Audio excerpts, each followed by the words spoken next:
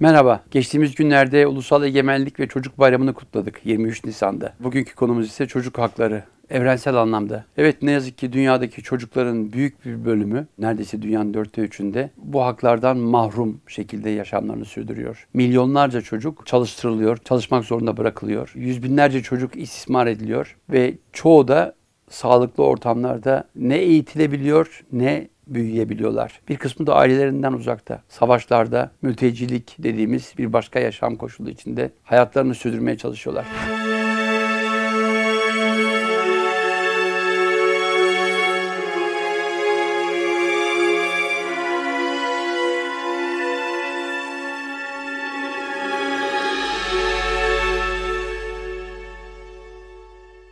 Bugünkü bölümde özellikle çalıştırılan çocuklar ve ağır işlerde çalışılan çocuklardan bahsedeceğiz. Dünyanın farklı bölgelerinde. Evet, yıllarca dünyayı dolaştım. Bunlar arasında gördüğüm o insan manzaraları içinde çocukların yeri apayrıydı. Dünyada kaderleri başka ülkeler tarafından belirlenen coğrafyalarda çocuklar özellikle yaşlarına bakılmaksızın o minik elleriyle inanılmaz zor işlerde çalıştırılıyordu. Bazen salgın hastalıklara, bazen açlığa kurban ediliyorlardı açıkçası.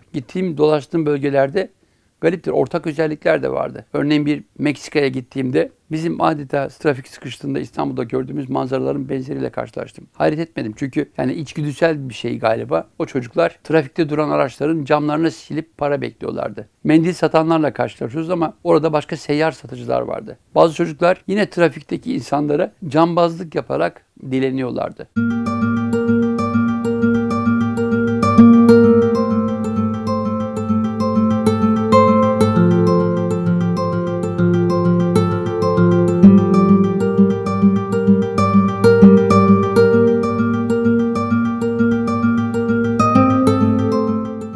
Tabii ki suça itilen çocuklar da var. Madde bağımlılığına sürüklenen çocuklar var.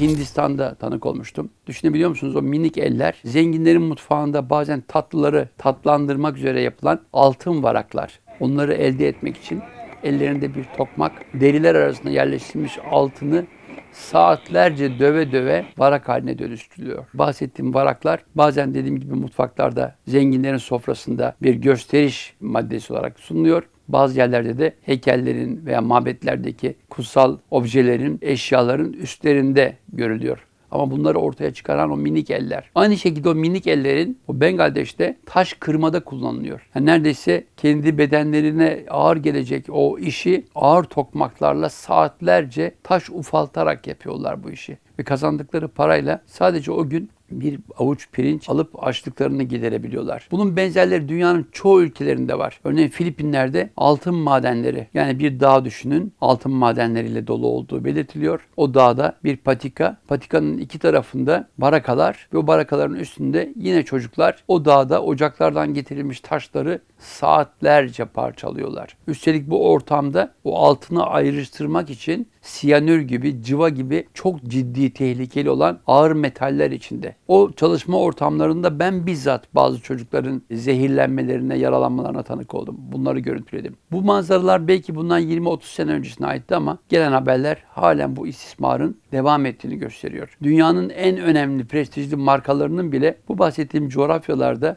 daha ucuz iş gücü diye bu minik elleri kullandırdığını herkes biliyor.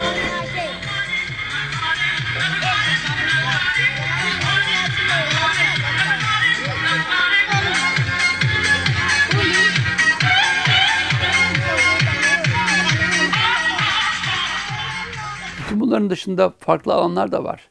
Nereler mesela? Çocuk istismarı. Yani biz çocuk gelinlerden bahsediyoruz. Çocuk evliliklerinden bahsediyoruz.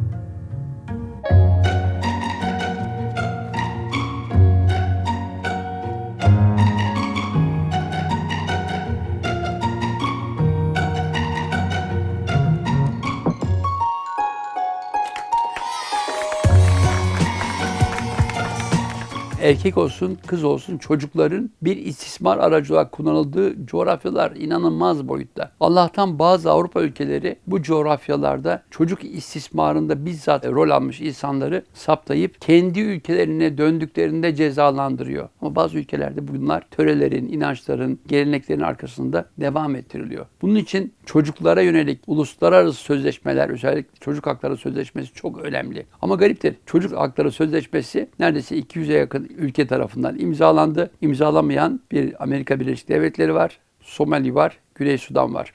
Geçtiğimiz yıllarda İsviçre'nin de kararsız olduğunu öğrenmiştim. Neyse ki onlar imzalamışlar. Biz Türkiye olarak bu sözleşmenin altında imzası olan ülkelerden biriyiz ama bizde bu sorunların bazıları halen devam ediyor.